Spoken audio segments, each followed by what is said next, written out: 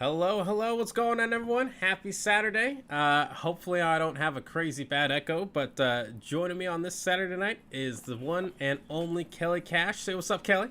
Hey, thanks for having me again. Always a pleasure. Hey, always good having you on, man. Hopefully people can hear you, and hopefully you don't sound horrible. We've been messing with this thing for the last hour, and we think we got it right. Yeah. But if not, my phone's gonna blow up here pretty soon.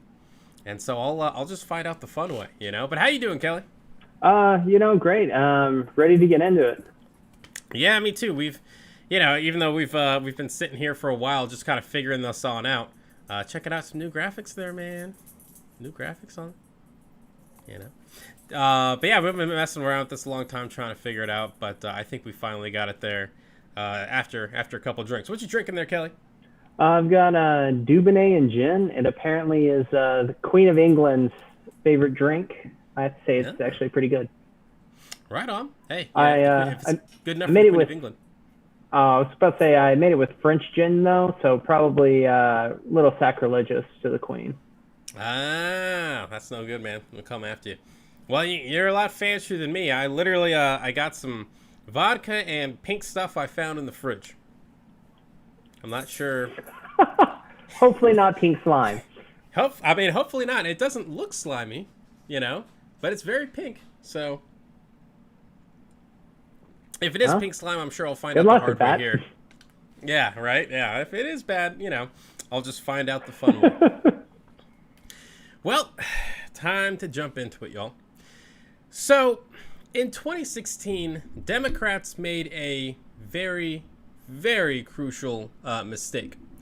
They approached the presidential election thinking there is absolutely no way conservative Christians would vote for this guy.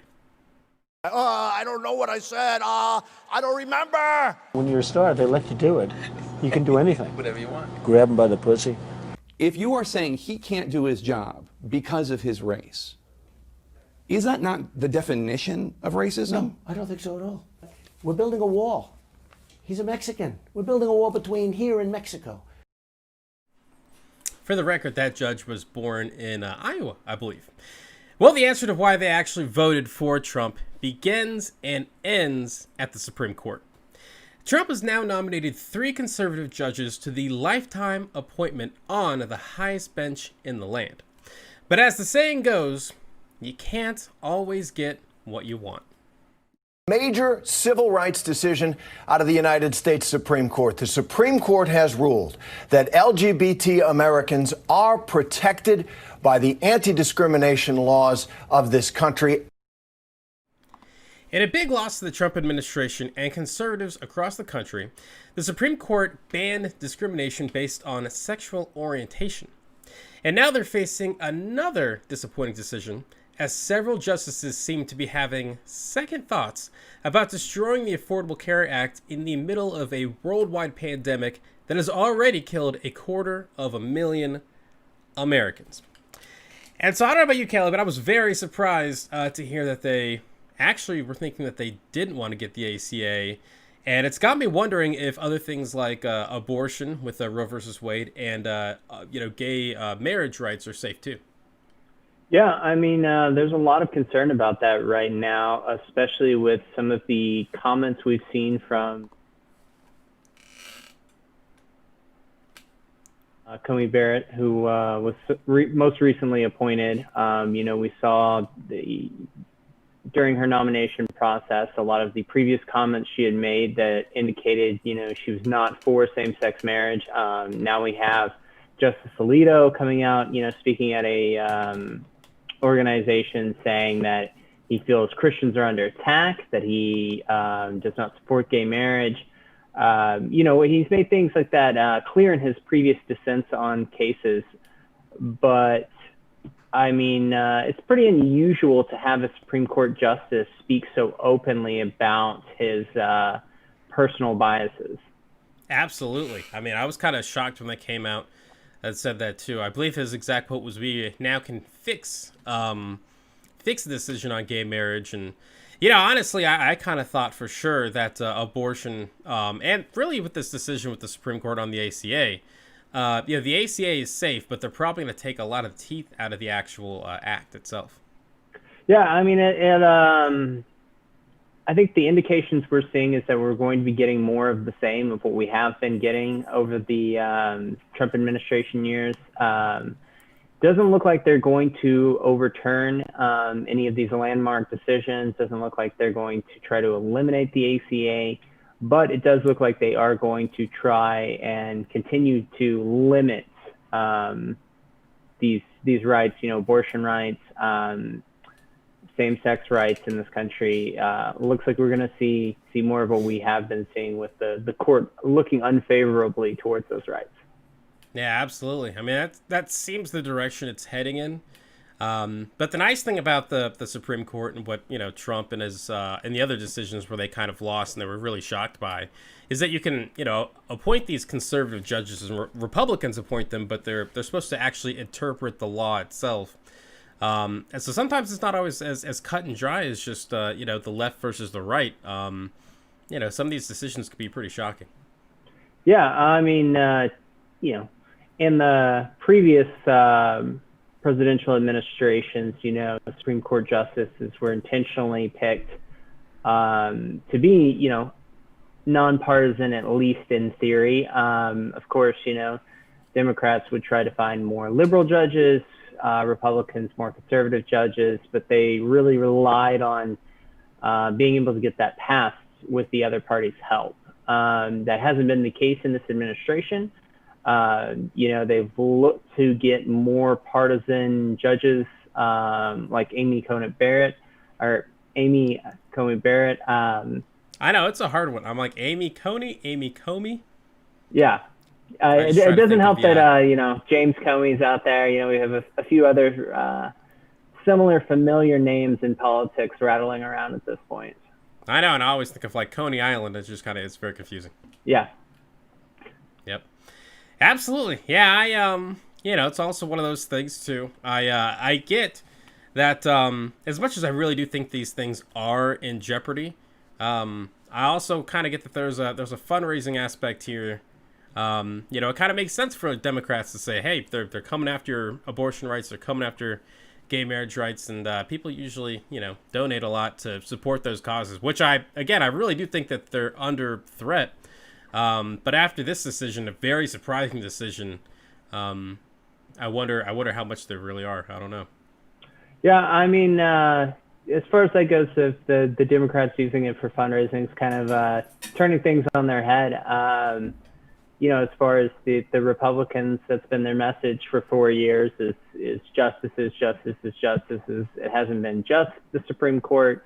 Really, that's all we've seen from this Senate under McConnell is the appointment of conservative judges, often with very little experience or low ratings, to higher and higher positions within the federal court system. Yeah, absolutely. Yeah, if you find yourself in a position, if you find yourself in a position where you are a federal judge for just 3 years, you can also be on the Supreme Court. Yeah. Yep. Well, we will see. Only time will tell what's actually going to happen on the court there. But keep my fingers crossed that some of the worst things that could happen, that might just be just something we're afraid of. But then we don't actually lose things like gay marriage, and we don't actually lose abortion rights. But I guess only time will tell. Yeah, I mean it's it's been a lot of unprecedented times, I think is the phrase people have been using for the last 4 years. So we're just going to have to ride it out and see. But I think ultimately we're going to see, again, greater limiting of protections. But ultimately, I don't think we're going to see big overhauls or overturns. Yep. I hope so. And especially because, Democrats won't have the votes in the Senate probably to fight that. Which brings me to to our next story.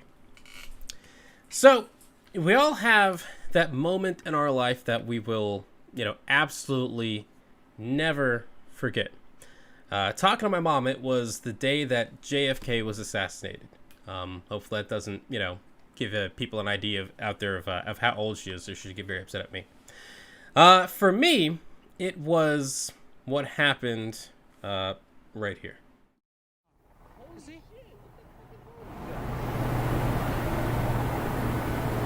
Boom!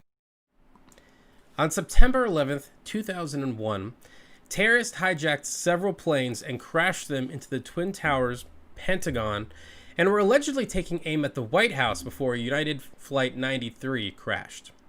Thousands of Americans died in this attack. And after the attack, a commission was formed to find out how this happened and what we could do to stop it from happening again. Now, one of the reasons why 9/11 happened, one of the reasons why we weren't better prepared, was because we might have had a little bit of a problem in Florida. Call to make, CNN announces that we call Florida in the Al Gore column. Florida goes to Mr. Bush. Bush wins. Headline of the hour. The delay caused by the 2000 presidential election between Al Gore and George W. Bush contributed to the United States being unprepared for the attack on 9/11. The commission, one of their recommendations was that we have a smoother transition of power. Now, knowing all of this, I could not believe it when the acting Secretary of State had the balls to say this. There will be a smooth transition to a second Trump administration. Republicans are once again showing it's not about the country, it's about Trump. Trump has all the power. Some, like Mitch McConnell, need Trump to be happy so they don't lose the runoffs in Georgia. You know, you can't anger the Trump voters if you're not supporting this election fraud thing that he's going on about. Others, like Mike Pompeo in that clip, which is our current Secretary of State, see Trump as a kingmaker and don't want to ruin their own political futures. And to be honest with you, they're both right. Just look at the power that Trump has, as shown by what happened today, and what I am calling the Million Moron March.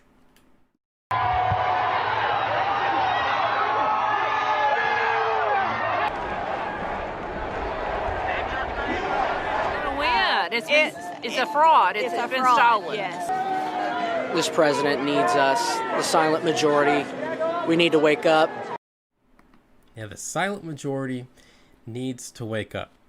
Thousands and thousands of people marched on D.C. to support Trump and his ridiculous election fraud claims. So, Kelly, when are Republicans going to wake up and smell the election defeat?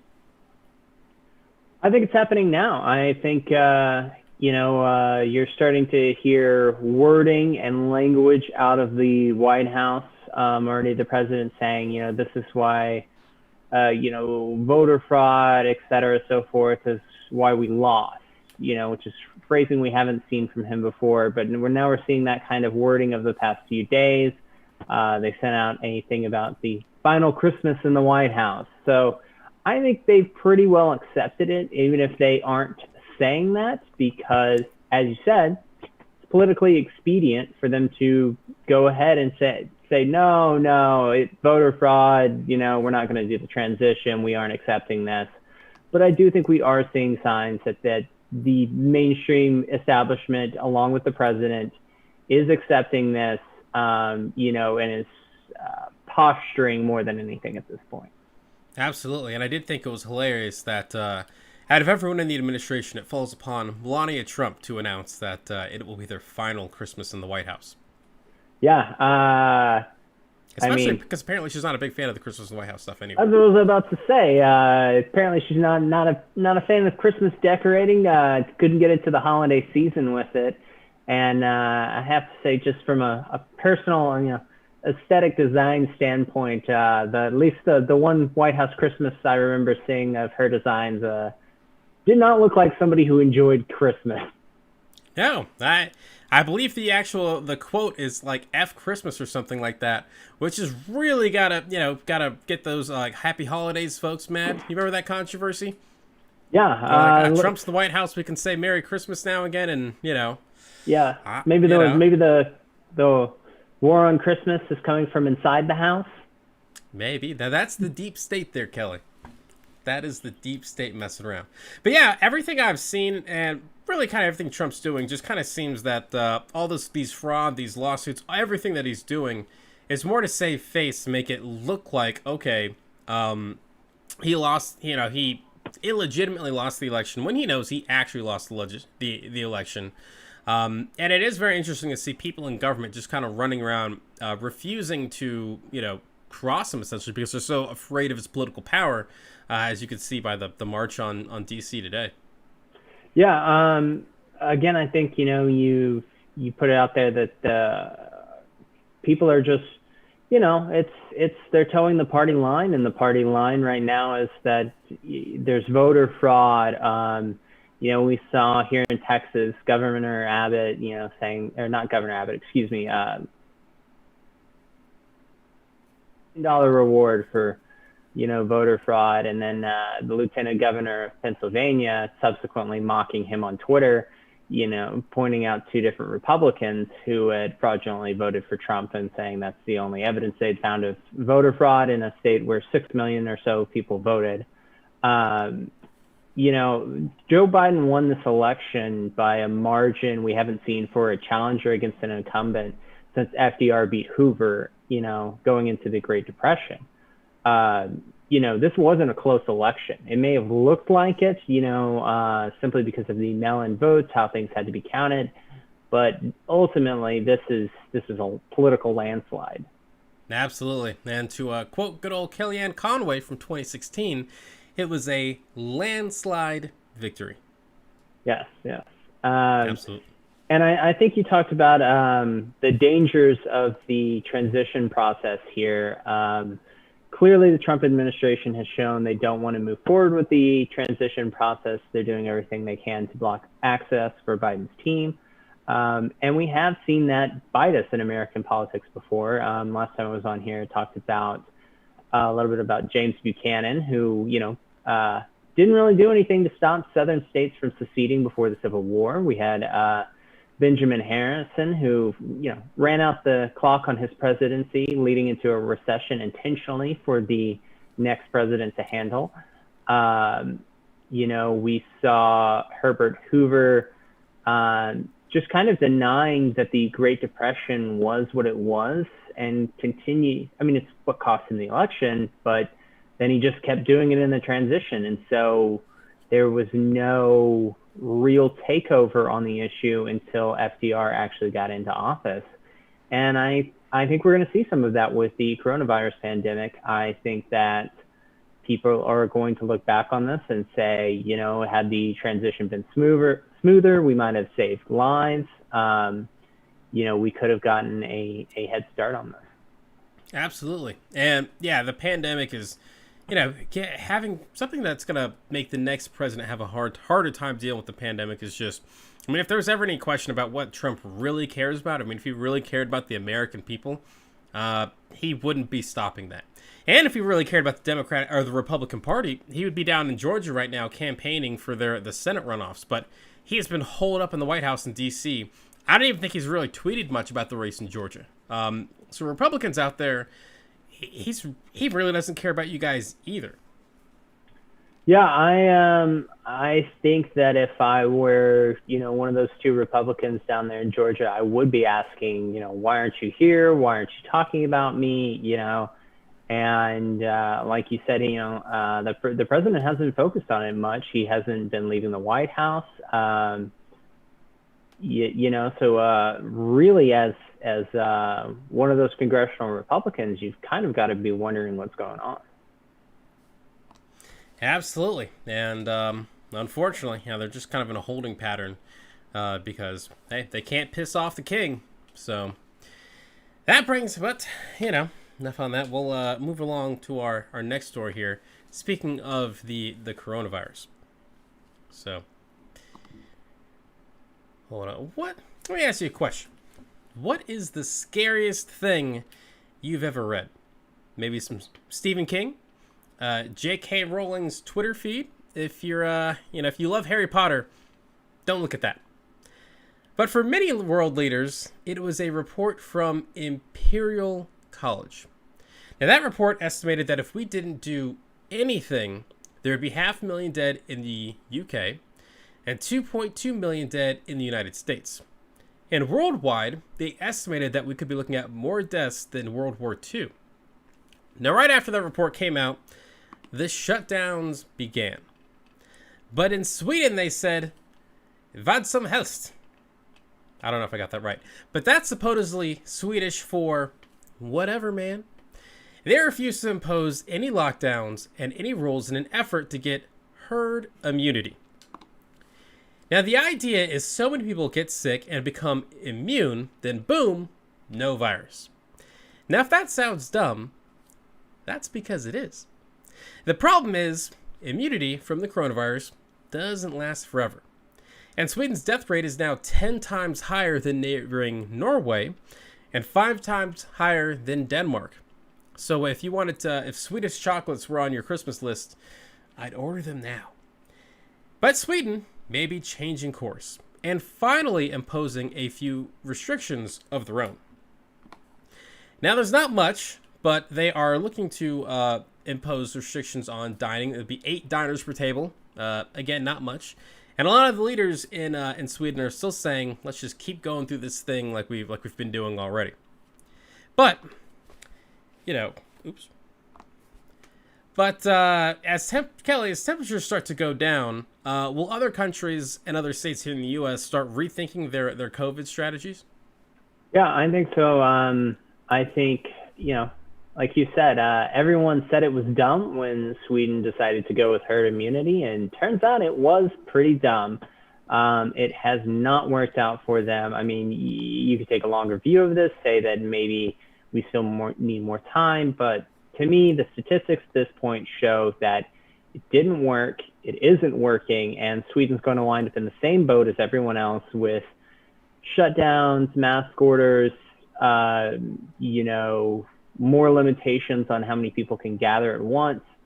And I think they're going to have lost a greater number of their citizens because of it.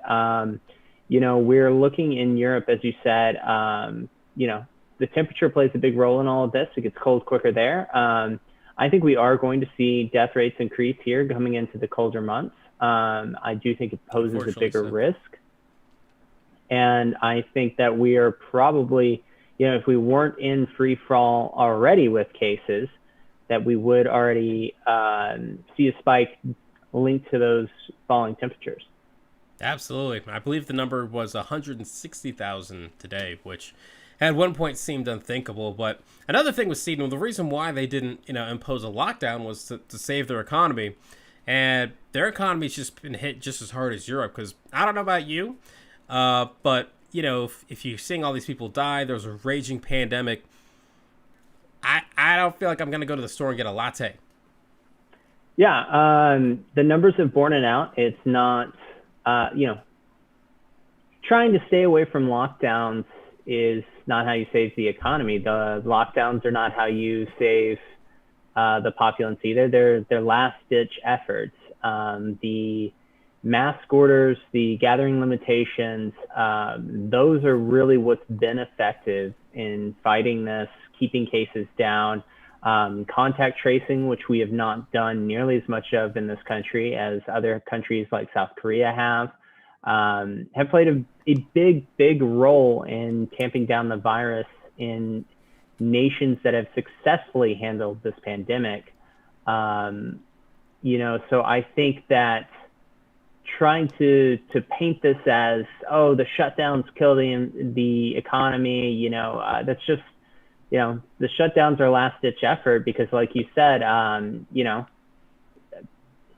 even if there's no shutdown, there's still a pandemic going on. You're not going to be as inclined as you might be to go out and go to a restaurant and be surrounded by people. It's, exactly. pretty simple. Or, spend money on really anything. There's certain parts of the U.S. economy that are growing and doing good. But a lot of it seems like it's been artificial growth with people who have, I had a full-time job. Now I'm going to take a less paying job, or I'm going to take a part-time job. And so, we're still seeing the effects of the economy going bad here. And unfortunately, it especially seems as we're heading into the winter that, Trump seems way more interested in fighting voter fraud or election fraud than he is about doing anything with the pandemic. Yeah. I saw someone tweeting about the fact that the president had tweeted, 11, 12 times, how many ever it was, over a 12-hour period, and none of them had been about the coronavirus pandemic. And I think, the economy and the coronavirus pandemic were the number one issues for voters, and it appears that, at least a sizable population of the, or sizable portion, I should say, of the American population said, the economy is going to hurt no matter what until we get this pandemic figured out. Absolutely, man. I don't know about you, but I was very surprised to, you talk with people, you see what people are, see what people are going on. And I think the interesting thing around Trump specifically when it comes to COVID is that he's able to kind of spit it within some folks about, oh, the media has never given me an easy run, and they aren't helping without this either. I had a talk with someone yesterday, and I'm getting older. I shouldn't do this, but she mentioned hydroxychloroquine and how effective that was, and how it's helped a bunch of people and all this stuff.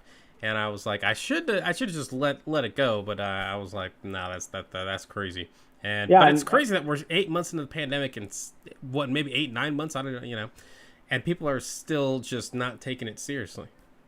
Yeah, and a part of it is misinformation like that. Of course, we've seen that studies haven't borne that out as effective. Even some of the experimental treatments that the president got when he became sick with the coronavirus, a few of those have been shown to be ineffective now. And so I think for so many people to be taking this so much less seriously at this point is really dangerous. Historians told us, take a look at what happened during the flu pandemic. We're going to have this terrible wave, fall into winter, and here we are in it. The numbers are getting, starting to go past where the summer surge was into numbers we haven't seen since this started in the spring surge, when we didn't really know how to handle it. We were talking about Europe. The hospitalization rate there is twice what it is here in the U.S. So I think, the worst is ahead. We're not at the dawn of this night at the moment.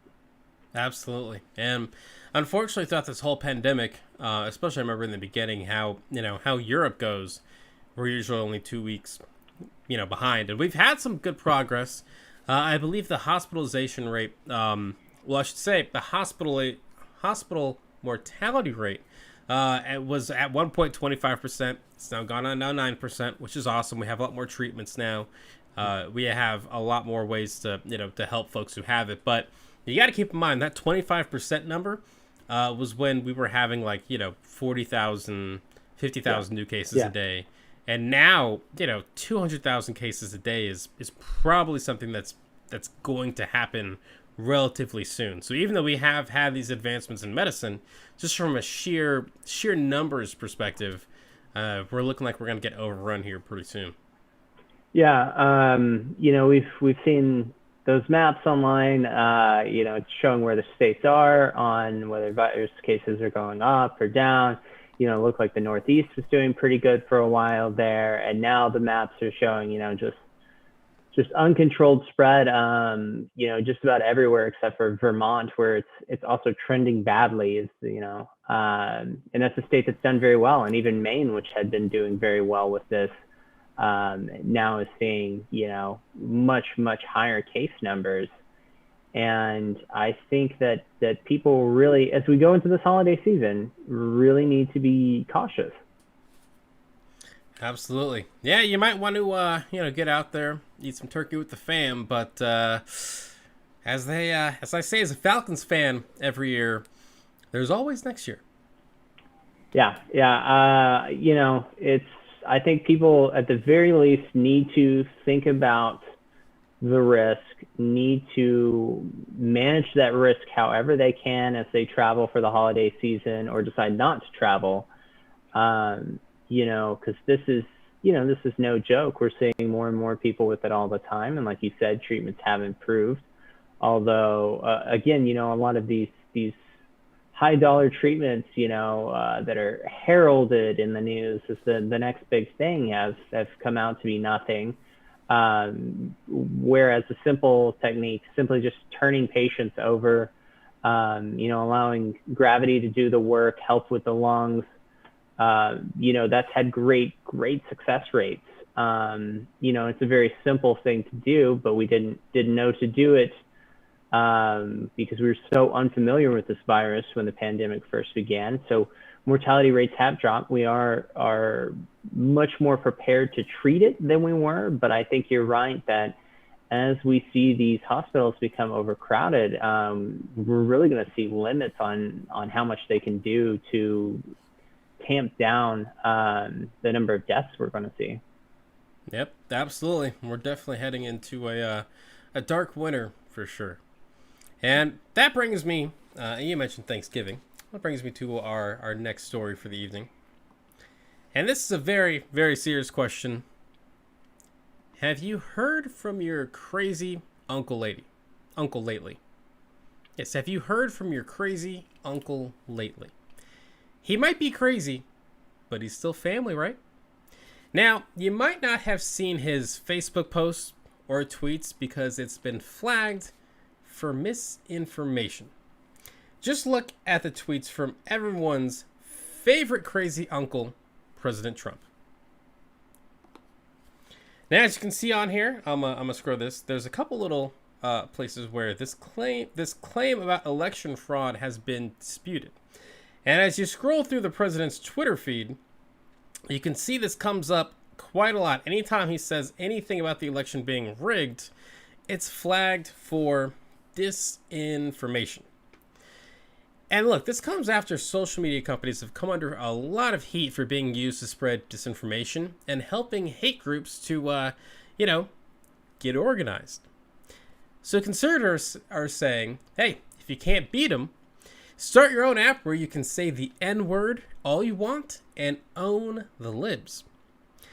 The question I have is whether or not Facebook, Twitter, or even Instagram, because let's be honest, some of them influencers aren't being fully honest with you. But should they be banning disinformation, or is that getting into censorship? What say you, Kelly?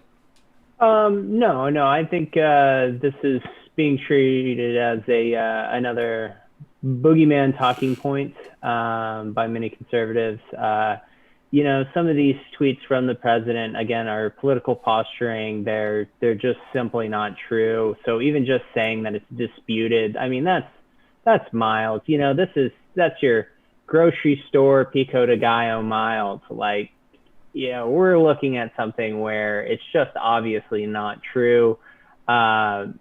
So being flagged as disputed is next to nothing. I think people saying that this is censorship is just silly in a way. It's like saying that, you can't say the F word on TV. This is censorship. This is against my American rights. It's like, well, look, man, there are rules.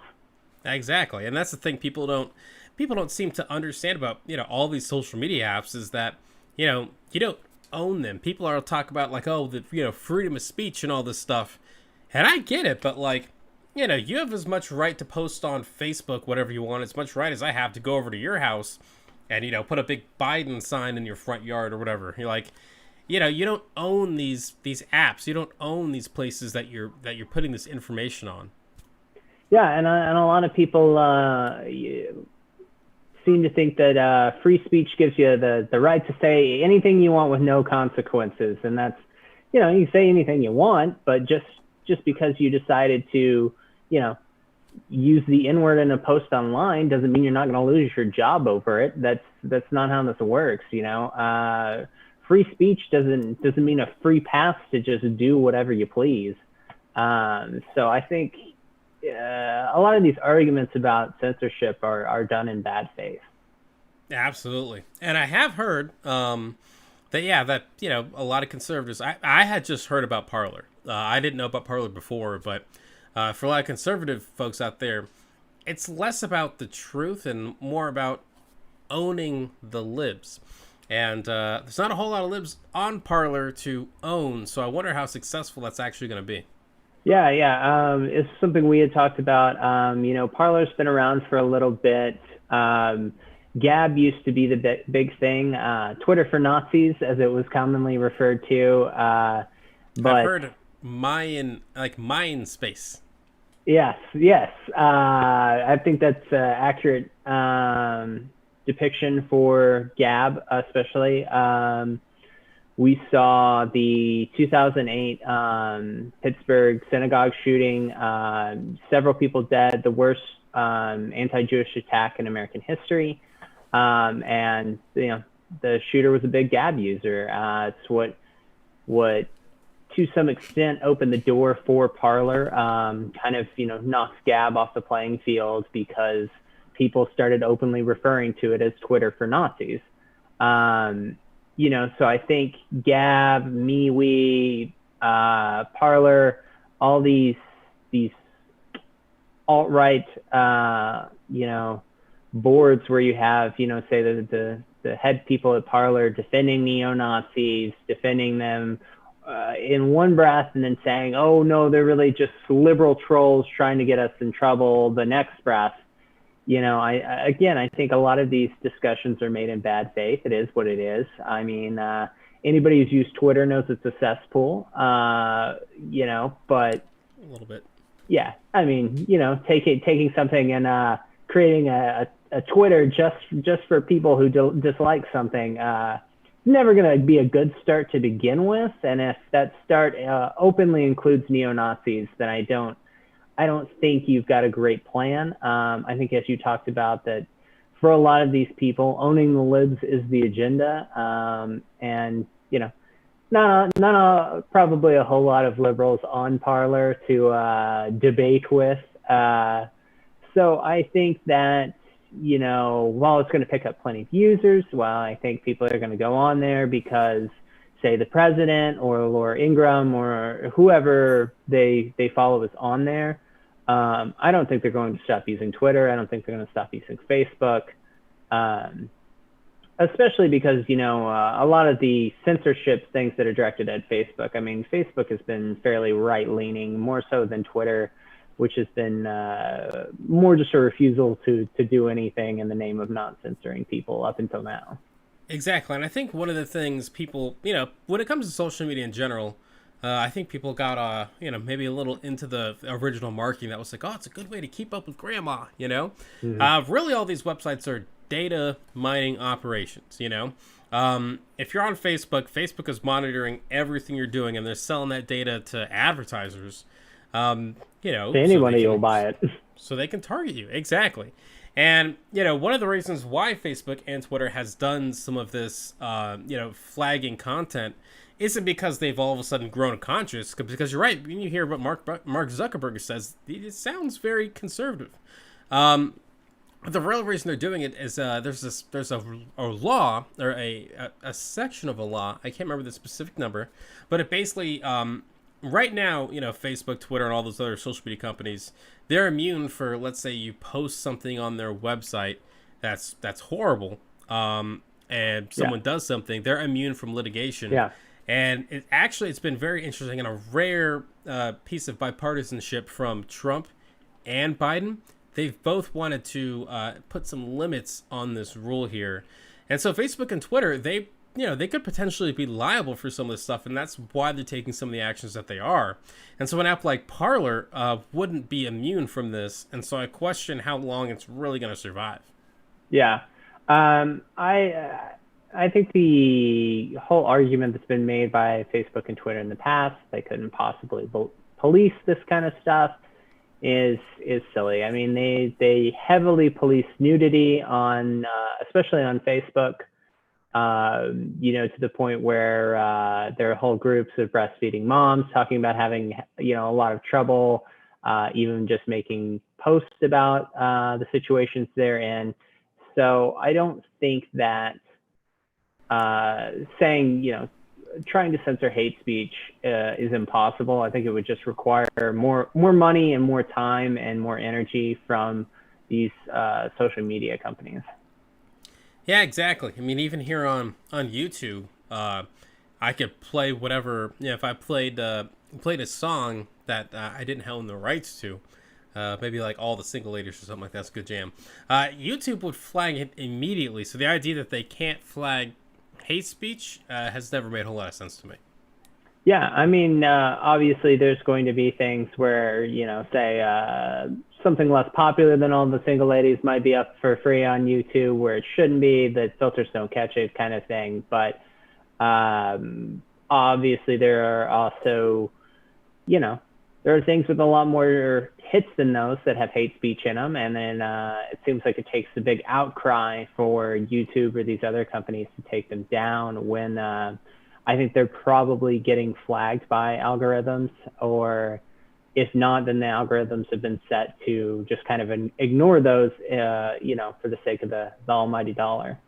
Absolutely. And it really is all about the almighty dollar there because, on YouTube, I've told many people, they're like, yeah, if I was just going to spew out some conservative, bullshit, that I would be very popular on YouTube because that's where a lot of conservative, crazy media lives. Glenn Beck, I believe Blaze TV, he brought the whole thing over YouTube. There's a lot of crazy stuff on YouTube, and YouTube's been cracking down because, for YouTube, it's all about the advertisers. Again, this is a business. Businesses are about making money, and the last thing Johnson & Johnson wants is to have like a commercial about some pharmaceutical drug or something like that air next to some crazy Nazi video. And that's really what they're trying to avoid. Yeah, and I mean, it's become a joke at this point, that people saying you could go onto YouTube for literally anything and get to a radical video and, in your playlist and, just a few videos. So YouTube pretty clearly has a problem with it. And I think, like you said, a lot of advertisers have really voiced their issues with these kinds of videos being monetized and their products being associated with hate speech. Exactly. No one wants to hear about white supremacy sponsored by Tide. Yeah, it's a bad look. It's a bad look. Although, Tide really does get all the, all the dark stuff out, I guess. Hopefully I don't get in trouble for that. Some slogan keeps your whites whiter, something about that. I don't know if that's Tide or a different bleach, but yeah, I don't know. I look at Mr. Clean in a whole new light now. Well, right on, Kelly. I usually have another graphic for this, but my switches are being a little funny. But that's all I got, man. All right. Well, thank you again for having me. Hey, of course. Thanks so much for sticking with all the technical problems there. This is, it's one of those things. Like last time, we figured it out, and so made some changes, made it easier, trying to make it easier. And, it took us, like an hour to figure out, maybe an hour and a half to figure out how to get this on air. Yeah, it might even been a little bit longer than that, but, we got through it and, better than the last time already. So onwards and upwards. Hey, I always try to remember to say, hey, we're back and better than ever. Because last time was just so bad, hey, you can't get much worse than that. All right on, Kelly. I very much appreciate having you on, and hopefully I can have you on again in the future. This hopefully hasn't been too frustrating of a process for you. No, it's been good. Right on, man. All right, and you guys all, thanks so much for watching, and have a good Saturday night.